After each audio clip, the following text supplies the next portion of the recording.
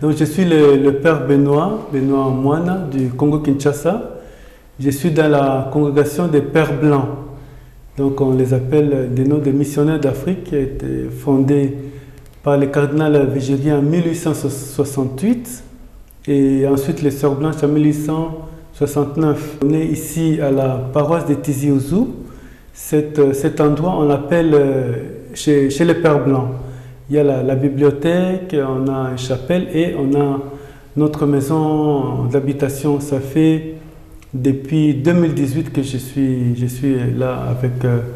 on est maintenant 2 Pères Blancs. Moi, le Père Benoît Moine du Congo et le Père Philippe Dakono du Mali. On vous appelle Père Blanc. C'est vraiment quelque chose d'historique parce que avant, tous les pères s'habillaient en noir, tous les prêtres, on peut dire, s'habillaient en noir, sauf le pape qui était en blanc. Et ensuite, les Pères Blancs, quand ils ont été fondés, le cardinal Lavigérie disait, vous devez être tous à toutes. Donc, il faut s'habituer aux vêtements, la nourriture des gens avec les... S'habiller comme la population. Voilà. Et on a commencé à s'habiller d'une gandoura. Donc, gandoura blanche et bournous. Et à partir de ce moment-là, on a commencé à dire les Pères Blancs. Et la population disait les Pères Blancs. Et dans l'église, comme il y avait les autres, c'était en noir, on pourrait dire les Pères en blanc. Et c'est comme cela qu'on est devenu les Pères Blancs. L'origine de ma vocation, bon, je peux dire que ça a commencé tout petit. C'est plutôt les parents qui ont remarqué que bon, j'étais tout seul. Et voilà. Et, bon, j'ai grandi plus chez ma tante. Et à ce moment-là, il a remarqué que j'avais des attitudes de prêtre. Voilà. Il a dit peut-être il va devenir prêtre. Mais tout en grandissant, j'ai fait les 2 ans de petit séminaire. Et après, c'était pas ça. J'ai quitté et puis j'ai commencé à faire autre chose. C'est après mon bac que là, maintenant, c'était vraiment le début on peut dire le début de la vocation Père Blanc. Quand j'ai vécu dans une paroisse où il y avait les Pères Blancs. Et c'est là que j'ai découvert les Pères Blancs. Et je me suis approché d'un père pour dire, parlez-moi un peu de votre, disons, de votre communauté de Pères Blancs. Elle m'a dit que voilà, nous vivons en communauté, nous vivons aussi une mission de justice et paix et une mission auprès du peuple à majorité musulmane. Donc le point qui m'a beaucoup touché, c'est cette présence en milieu musulman et aussi d'être à proximité de la population. À proximité de la population, cette justice et paix, travailler pour être des ponts entre les cultures et les religions. Ça m'a plu beaucoup. Et ensuite, vivre en communauté, ne pas vivre tout seul. Donc je ne me sentais pas appelé à la vie monastique, même s'ils vivent en communauté, mais ils sont aussi tout seuls quelquefois. Vous connaissiez quoi de l'Algérie avant d'arriver en 2018? Je suis venu première fois en Algérie en 2006. Ça, c'était pour faire mon stage, comme après le temps de l'année de philosophie. On a fait une année qu'on appelle l'année spirituelle. On prie beaucoup, mais après, il faut aller à la rencontre des gens et c'est une demande par, comment on appelle ça, par dialogue.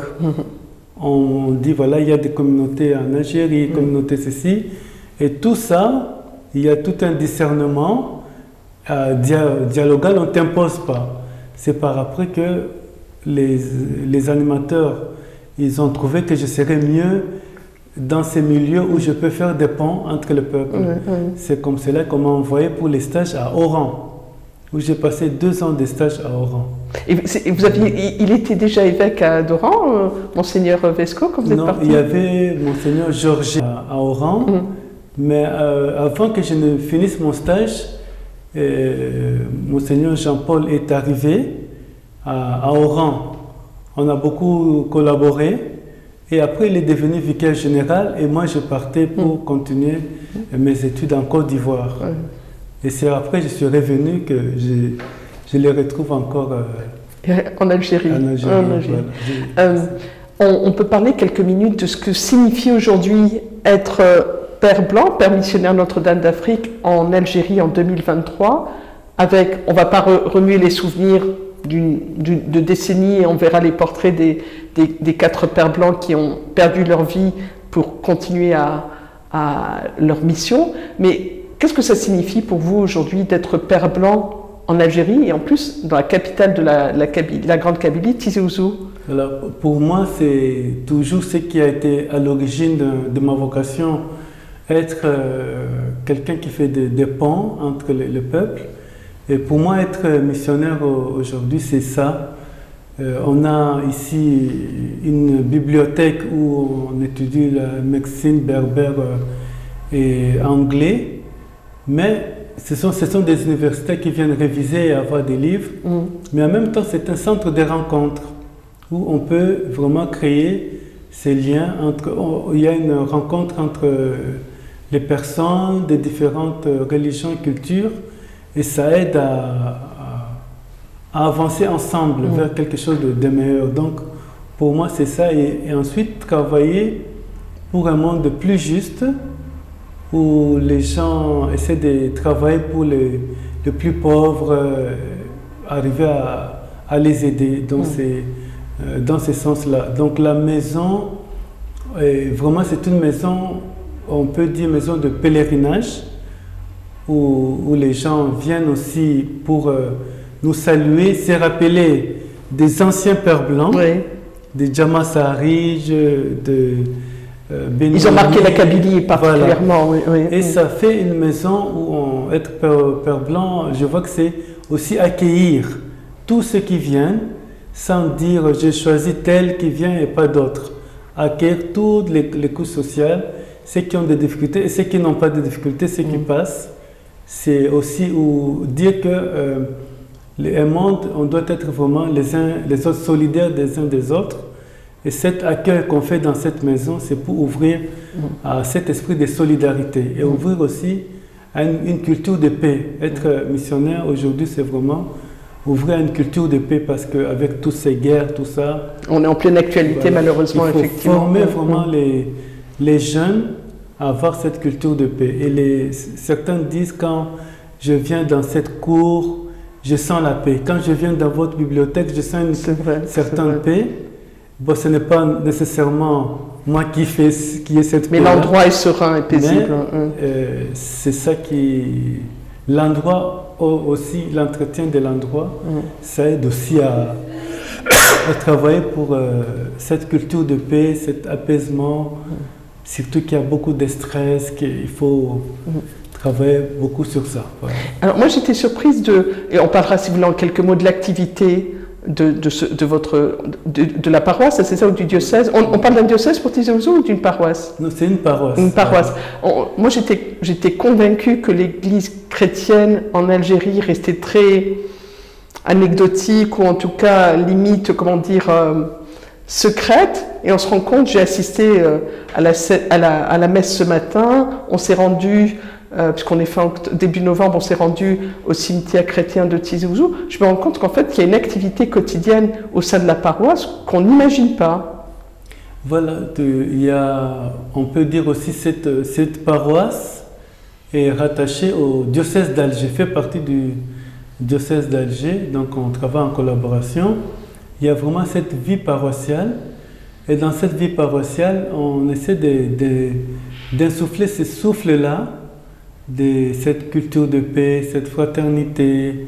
En fait, l'objectif de tous ceux qui viennent, que ce soit des chrétiens du pays ou bien des chrétiens qui viennent de l'étranger, l'objectif c'est quoi? C'est de dire qu'on peut vivre ensemble, même si on est de religions différentes. Et puis c'est de faire d'une communauté ouverte, pas une communauté fermée entre nous, on est des chrétiens entre nous, c'est fini. Mais c'est une communauté qui s'ouvre aux réalités, aux défis que traverse l'Algérie aujourd'hui. Une communauté qui est là aussi qui fait partie de cette Algérie et qui veut faire avancer les choses toujours dans le bon sens, contribuer au développement du pays. Voilà. Comment êtes-vous accueillis? Alors, on va parler après des paroissiens, de l'activité paroissiale, mais comment êtes-vous accueillis? Vous êtes en plein centre de Tizi Ouzou. Comment vous vous ont accueilli ou vous accueillent les Tizi Ouziens? Voilà. C'est mon père, voilà, vous avez des échanges avec les Tizi Ouziens ou pas? Oui, on a beaucoup d'échanges. Je pense qu'il y a beaucoup qui nous accueillent. C'est sûr qu'il y en a qui connaissent le mot mon père. Et chaque fois, parfois je passe dans le quartier, il y a un monsieur qui m'appelle mon père. Et puis l'autre demande, c'est ton père? Ça arrive comme ça. Donc c'est bien qu'il y a aussi d'autres qui nous appellent par notre prénom. Donc on accepte toutes les appellations. Donc il y a vraiment, on peut dire que nous sommes en général bien accueillis. Parce qu'on revient sur l'histoire, en tout cas en Kabylie, que historiquement, culturellement, les pères blancs et les sœurs blanches font partie de la société kabyle. Et c'est ça qui nous aide, on a pris cet héritage-là, nous aide aussi à être plus à l'aise ici. Voilà, tout en étant père blanc noir, on est bien accueillis. J'adore votre humour. Vous parlez quelques mots d'arabe ou de kabyle, hein? Voilà, depuis 2018 que je suis arrivé là, bon, j'ai appris un peu quelques mots, Azul, voilà. J'aime beaucoup le comment on dit, Tanmir, voilà, quelques mots. Bon, en fait, quand j'étais ordonné en 2009, je suis parti d'abord en Tunisie. C'est là-bas que j'ai commencé ma mission et seulement en 2014 que je suis revenu en Algérie après mon stage. J'étais d'abord à Notre-Dame d'Afrique et puis je suis ici.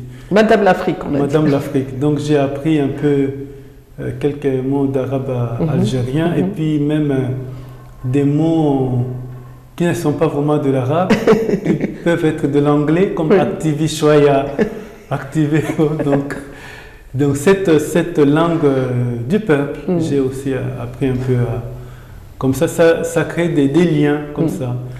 Voilà. Et ce qui est magnifique ici, c'est que tout le temps on t'invite au café. On prend un café et on va au café volontiers. Il faut avoir du temps devant soi, c'est tout. Voilà, il faut prendre 2 minutes, 3 minutes et puis voilà. Vous avez eu l'occasion, mon père, de voyager en Algérie? Est-ce que votre activité vous donne le temps? Oui, j'ai eu le temps de voyager beaucoup. Bon, d'ici Alger, on est. Oui, ça c'est le truc classique. On voyage, Blida, Annaba, Constantine aussi, Oran. Donc je peux dire que c'est la terre qui m'a accueilli pour la première fois en Algérie. Oran, et puis vers le sud, Ouargla, Gardaya. C'est même à Ouargla où j'ai appris pendant 4 mois à parler l'arabe algérien, à Ouargla. Où il y a toutes ces villes que vous citez, accueillent encore des pères blancs ou des sœurs blanches. Oui, alors que moi je pensais récemment qu'il n'y avait plus du tout, pratiquement plus de pères blancs ou de sœurs blanches en Algérie, il y en a, et pas qu'en Kabylie. Et une chose importante à préciser, c'est qu'il y a tous les religieux, les consacrés qui sont en Algérie, ne sont pas pères blancs, ni sœurs blanches. Oui. Donc il y a ceux qui sont, mais en général le peuple les considère tous comme pères blancs. Et pour ne pas compliquer l'affaire, on dit les pères blancs comme ça, parce qu'il faut expliquer, il y a des Salésiens, parce qu'ici, on est 2 pères blancs, ici, et il y a 2, on va appeler 2 sœurs blanches. Voilà. Donc, c'est nous, on est pour cette partie, donc les sœurs blanches, bon, on est entré un peu dans l'activité, les sœurs blanches qui font aussi de macramé, coupe et couture, donc pour la condition féminine aussi. Ce qui était toujours le rôle des sœurs blanches, de façon historiquement, d'aller au-devant. Les sœurs blanches sont arrivées parce qu'il fallait, pour qu'on puisse rentrer dans les foyers, entre autres, il fallait des foyers essentiellement occupés par les femmes, que ce soit des femmes qui rentrent, c'était pour respecter effectivement les traditions, que ce soit des femmes qui aillent au contact des femmes. De toute façon, dans ma famille, on parle jusqu'à présent des sœurs blanches, on l'évoquait tout à l'heure. Donc dans l'activité paroissiale, parce que vous avez quand même un rôle œcuménique, même si on le sait bien, les pères blancs n'étaient pas là avec une mission de prosélytisme, mais au quotidien, on assistait à la messe ce matin, c'était la messe de la Toussaint, c'est ça? Non, c'est pas la messe de la Toussaint, c'était ce qu'on appelle une messe dominicale. D'accord. 31e dimanche du temps ordinaire. Messe dominicale, mais le samedi. Calendrier, voilà, calendrier. comme les gens sont plus libres samedi, donc on a... Vous êtes adapté on s'est adapté au contexte. Voilà, même si le dimanche, il y a aussi une messe dans la soirée pour ceux qui n'ont pas pu venir le samedi matin. Voilà. Et autorisez-moi une question, mon père, que je ne garderai pas si vous ne le voulez pas. Les gens viennent sereinement maintenant à la messe. On a gardé l'image de l'assassinat des Pères Blancs, de cette période dite décennie noire, où être d'une autre religion que musulman était compliqué. Les gens se sont séparés, débarrassés de cette peur aujourd'hui? On peut dire en général oui. Ils peuvent venir prier sans problème. Bon, quand ils entrent ici, les gens qui les voient, ils savent que c'est des chrétiens qui viennent prier. Il n'y a pas beaucoup de difficultés. Je sais que la seule difficulté, c'est dans certaines familles où ils ne sont pas encore bien reçus. C'est encore un travail à faire pour que on puisse les accepter, c'est-à-dire ils ne sont pas là pour, disons comme tout à l'heure, il y a un fidèle qui priait en disant qu'on nous accepte tel qu'on est. On est là pour les biens de l'Algérie, on contribue aussi au développement. Il y a certaines familles pour lesquelles c'est encore compliqué. C'est encore compliqué, mais on peut dire que la paroisse est là, mais elle est liée à toute l'Église universelle, avec le pape François bien sûr, et il y a ce qu'on appelle les temps liturgiques. Et les temps liturgiques, il y a des moments importants. Il y a Noël, il y a Pâques, et puis il y a le moment comme Pentecôte, il y a ces moments-là. Il y a un temps avant Noël qu'on appelle l'Avent, les temps qui préparent Noël. Il y a aussi les temps qui préparent, comment on appelle, Pâques, qui s'appelle Carême. Oui. À ce moment-là, on fait Carême aussi. Qu'on appelle souvent Carême, que les musulmans continuent à appeler Carême alors que c'est le Ramadan, mais ça participe du même, fonctionnement de jeûne. C'est le même fonctionnement. Donc, il y a aussi, on peut parler de la Toussaint, et puis des moments importants aussi beaucoup de fêtes à la Vierge Marie. Oui, au 15 août. Comme 15 août, le 8 décembre aussi. Donc, on a, voilà. Et puis, notre chapelle, il y a les noms de, comment on appelle, Sainte Eustache et Sainte Jeanne d'Arc. C'était l'ancienne chapelle. Et maintenant, notre chapelle, c'est toujours, voilà. Donc, on essaie aussi de faire une fête à ce moment-là. Mais les plus grandes fêtes, c'est aussi le 27 décembre et la commémoration des 4 Pères Blancs, où il y a vraiment les anciens amis et élèves des Pères Blancs qui viennent aussi ces jours-là pour cette commémoration. On invite aussi les autorités, voilà, et aussi la petite paroisse, et on va prier ensemble, on partage un couscous. Ça dépend de... Si c'est 20e anniversaire, c'était plus grand. Oui.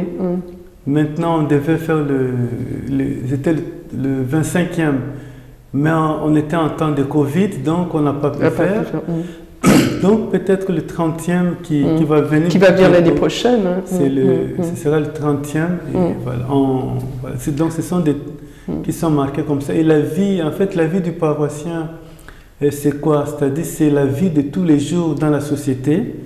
Et le samedi, chaque paroissien vient, on peut dire, reprendre des forces.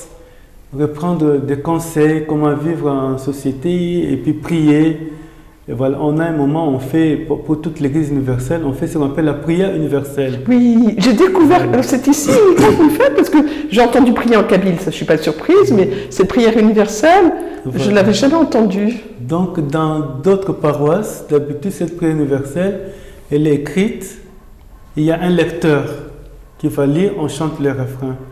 Mais ici, on a donné cette possibilité, comme c'est une petite communauté, de s'exprimer. Pendant la prière universelle, chacun peut s'exprimer, apporter des problèmes, de joie et de peine pendant la prière au Seigneur. Voilà. Et j'ai vu, je relate ce que j'ai vu ce matin, donc la messe, différente dans cette communauté de foi, de croyance, il y a des personnes de différentes nationalités en Algérie. Voilà, c'est pour cela qu'on chante dans presque toutes les langues. Il y a des langues que je n'ai pas reconnues. Des langues, oui. Oui. Il y a le kabyle, j'ai reconnu, le français aussi, l'anglais. On a chanté le kabyle, l'anglais, l'espagnol. il y avait les Swahili, il y avait une langue de l'Ouganda. D'accord. Ouais. Au Ouganda, il y avait... La prière universelle est dans quelle langue? La prière universelle était en Ouganda. D'accord. La langue de Ouganda.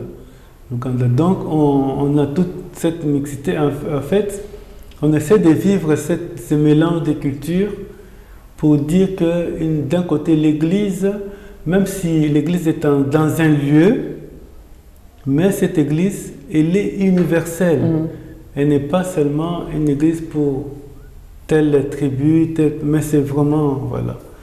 Voilà, c'est un peu, on essaie de garder cet aspect et de mettre en valeur la communauté, parce que la communauté avant, il y avait aussi des lusophones, des gens qui parlaient espagnol, d'autres portugais.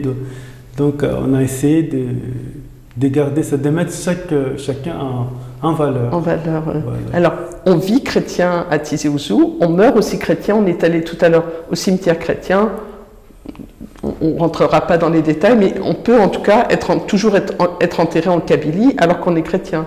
Oui. Je vous pose ces questions-là de manière peut-être naïve, ne m'en veuillez pas, c'est parce que je pense que c'est beaucoup d'interrogations que moi j'avais et que sans doute d'autres ont aussi. Donc on peut en tant que chrétien donc vivre sa foi en Kabylie et être inhumé en tant que chrétien en Kabylie. Oui, il y a cette possibilité, mais aussi comme les chrétiens sont issus des familles chrétiennes musulmanes. Donc il y a les choix d'abord de la personne elle-même. Si la personne avait émis à la famille en disant quand je vais mourir, j'aimerais que je sois enterré dans le cimetière chrétien.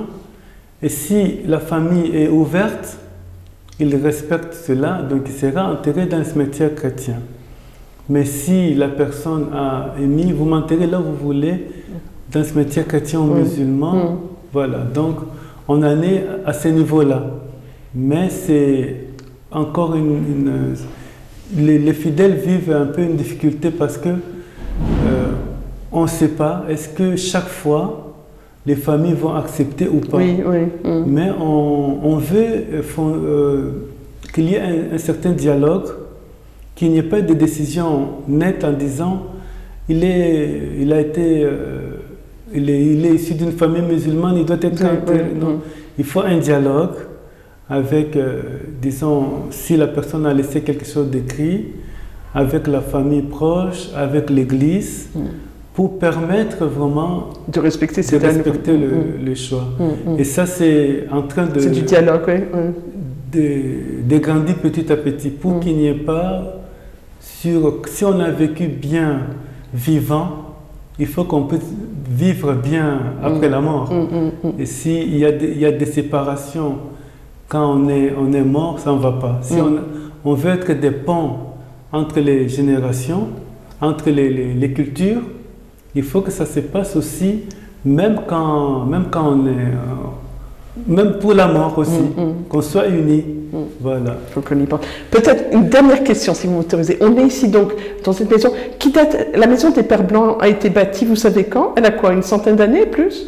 Voilà. Donc cette maison est vraiment récente. Ah, je pensais que. Voilà. Cette maison est récente. Cette maison date de 1997. C'est pas seulement. vrai. Donc la fondation, c'était 1994.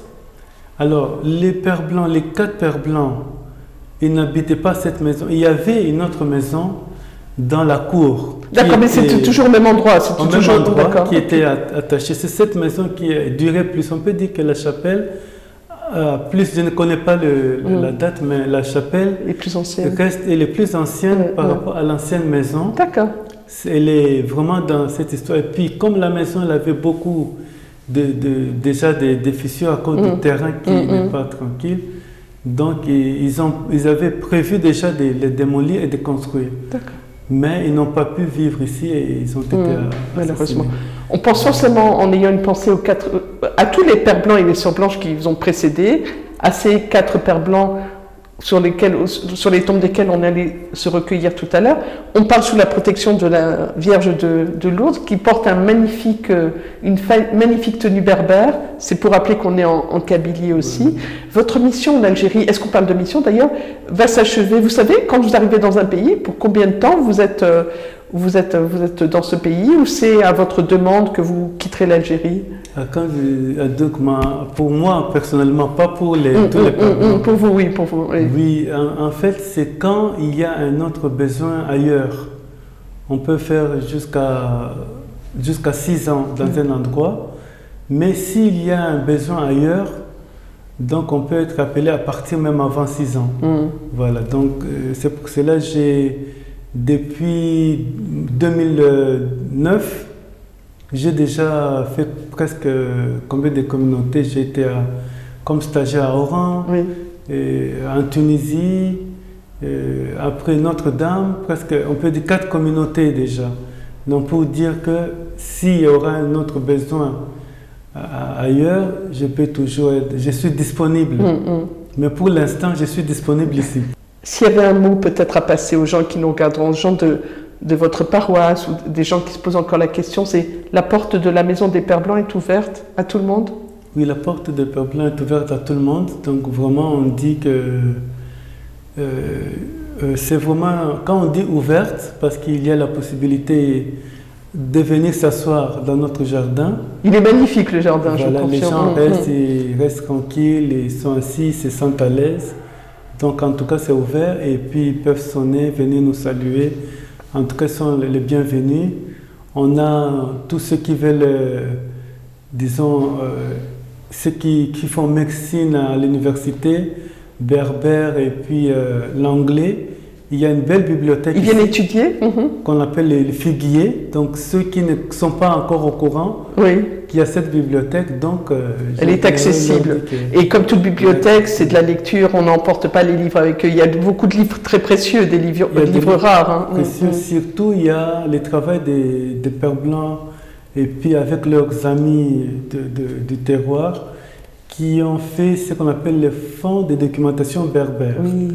Qui a été vraiment, ce sont des petits livrets et avec des thèmes, par exemple le mariage kabyle, les funérailles, la foi. Et tout est consultable à la bibliothèque. Oui, c'est consultable à la bibliothèque. Donc il y a des étudiants, chercheurs, des docteurs qui viennent pour faire leurs recherches là-bas. Je reviendrai. Oui, je savais qu'il y avait une bibliothèque, je ne savais pas précisément quelle en était la valeur. Dernier message promis. Un message pour votre famille, vous retournez souvent, une fois par an chez les vôtres? Après chaque 2 ans. Oui, oui. Ils comprennent votre engagement, ils comprennent. Ma famille comprend bien mon engagement et me soutiennent bien. Et c'est pour dire seulement que la façon dont ils m'accueillent là-bas, que même s'ils ne sont pas là, je sens toujours leur présence à travers toutes les familles kabyles, algériennes qui m'accueillent. Je sens que ce sont aussi, c'est ma famille au Congo qui m'accueille aussi. Donc que je ne suis pas seul, je ne suis pas sur une îlot, tout seul. Voilà, c'est sûr que j'ai eu j'ai été agressé à Oran. C'était... en qualité de père blanc, c'est ça? Non, pas en qualité de père blanc. C'est-à-dire comme un promeneur, je me promenais. Donc c'est pour dire seulement qu'ils ne puissent pas penser cette histoire qui s'est passée quand j'étais en stage en disant que je suis en train de vivre dans un pays hostile, je suis perdu. Ils vous verront. Ils vous verront être vraiment à l'aise. Vous êtes un homme apaisé en tout cas. Je suis en bien. Voilà.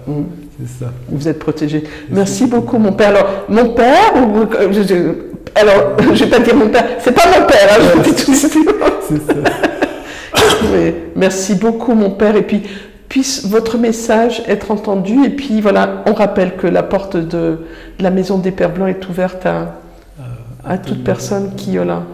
Et que la différence, c'est souvent une force et pas une Voilà. Et puis tout le monde, celui qui veut construire des ponts entre les cultures, vous êtes là. C'est sur ça qu'on travaille pour qu'il y ait cette entente, c'est vivre ensemble en paix. Voilà. Est-ce que vous serez, non, promis, est-ce que vous seriez capable de faire une petite prière rapide, de dire une prière rapide en kabyle ou pas? Je vais essayer parce que peut-être je pense dans les textes, c'est les Ava Vatner, Yelan de Genouan, Adiziz Yismich, Adas Tekeldik, Aken Yela Levrik de Geni, Adili Dizonit, Fkar Dasagi Ahumner Poissa, Smahar Siatner, Amaken Netsmih, Ulat Nekuni, Igad Ir Yedlmen, Ora Jajara Aneshed, de Gujareb, Lamana, Mena, Sishar, Amin. Amin. Merci, Bevetna. Merci à Texaha. Merci beaucoup, mon père. Merci.